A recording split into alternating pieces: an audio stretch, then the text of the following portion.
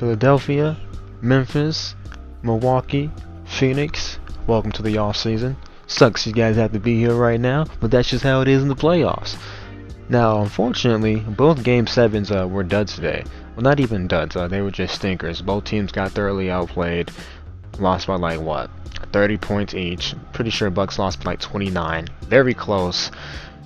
The Phoenix Suns were down 46 points at one point in the Dallas-Phoenix game, so, yeah, I don't really have much to say about those games. When it comes to what these teams can do in the future, if I'm the Bucks, I wouldn't overreact too much. I think you run it back with the core that you have right now: Drew, Chris, Giannis. Maybe another year, 2 more years, and then you have to consider, moving off, well, 2 of those guys, which are, of course, Drew and Chris Middleton. But other than that, I wouldn't overreact too much. And of course, you do some tweaks when it comes to the smaller role players like Grayson Allen, Pat Connaughton, Bobby Portis, Brook Lopez. You may have to move off those guys, maybe this off season or whatever. But I wouldn't overreact too much if I'm the Bucks. And even if you don't move off them, you just keep running this same squad back and forth, and you don't go too far deep into the playoffs, whatever regime change when it comes to Mike Budenholzer.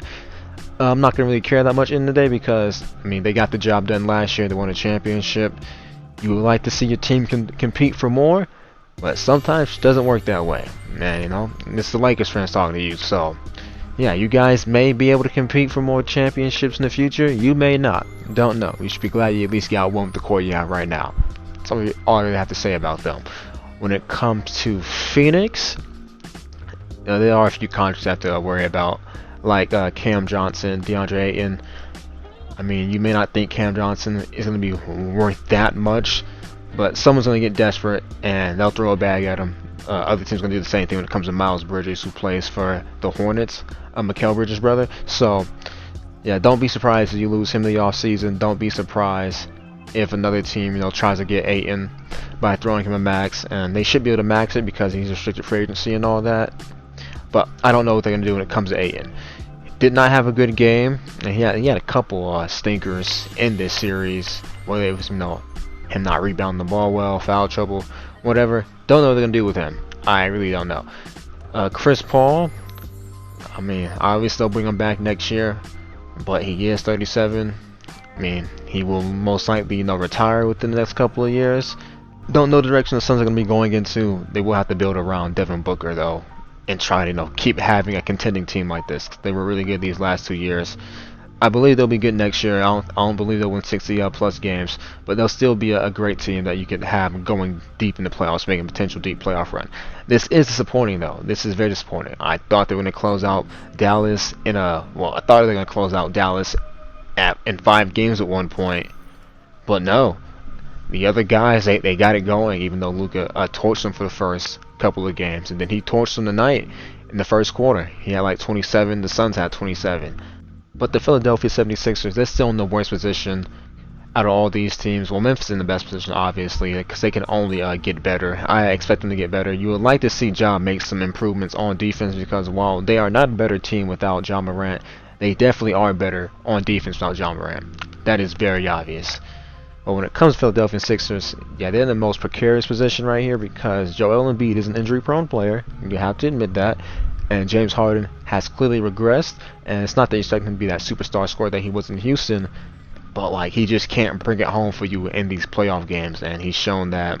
Well, he's shown that since 2018. But as these players age, they lose that quickness, they lose that burst, and it's clearly showing right now. And the hamstring injury has definitely, impacted this or exacerbated this. But I don't know what they're going to do because he could be a free agent. You got to throw him some money. Is he worth the max?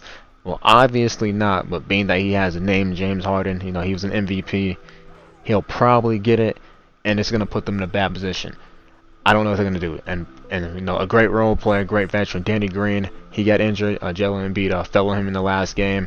Believe it's a torn MCL, torn ACL. Yeah, he'll probably be done.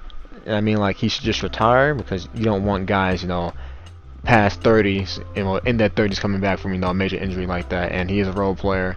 He's a great role player, but I don't know, man. I think he's just rehab and called a career. Great career. Appreciated the 2020 championship ring. Even though he missed that shot in Game 5, the Lakers still won that series, so I don't know why he gets killed for it so much. But great career from Danny Green. He was a great contributor for Philadelphia these last couple of years.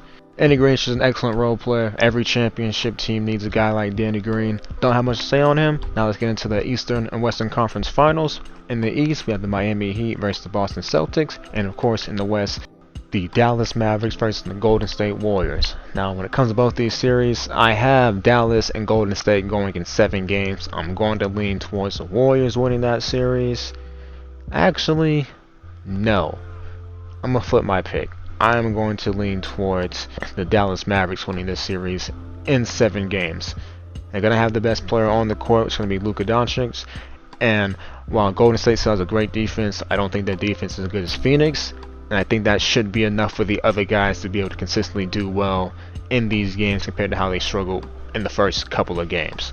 So I'm going to go with Dallas advancing the finals.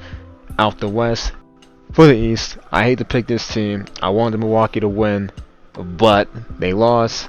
I got the Celtics winning in a 7-game series against Miami. I believe the Celtics will have, more of the better players on their team when it comes to Jason Tatum. Well, they have the best player in Jason Tatum.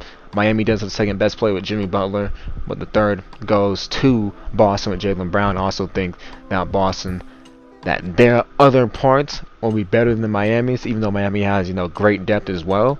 I'm gonna look forward to this series. It's gonna be a really good series to watch. But I do not want the Celtics to go to the finals. I only want them to have the chance to have more rings than the Lakers. But there's a good chance that they're going to beat the Heat in 7 games and advance. So hoping for 2 more Game 7s. If I'm being honest with myself, I can see both these series going in 6, and I would still lean to the same teams I have winning these series. But hopefully we get 2 Game 7s. Hopefully they're not stinkers like today's Game 7s, because those were just awful, man. I know Giannis had 25 and 20. Drew Holiday had 21 points as well, but they were very inefficient. It took them both, in excess of 20 plus shots to get those points. They definitely would have appreciated having Chris Middleton out there, but he got injured. No excuses. That's what Suns fans told me last year. No excuses. Blah blah blah. Doesn't matter that AD went out. Doesn't matter that Chris Middleton wasn't there. So hey, Suns suck. But these teams are still in good shape. All these teams are in better shape than the Lakers, for being honest. So not too much to complain about from those other teams. And our finals matchup will consist of the Dallas Mavericks and the Boston Celtics. I will not make a prediction right now. I will do that after the conference finals, because, hey, both of these teams could easily lose. So, we'll wait and see, and then we'll have our full-fledged finals predictions there. I'll be a lot better on covering the finals, because I'm going to hope that these games are a lot more interesting. There have been quite a few blowouts in these last, couple of games, couple of days. You had Memphis dog walking Golden State the other day, and there was really no point, covering those games. Again, you had a closeout game in Miami with Philadelphia in the Heat. Philadelphia, they didn't want to be there. It felt like for that game 6. So yeah, those games are kind of uninteresting. Don't really care about talking about those blowouts too much.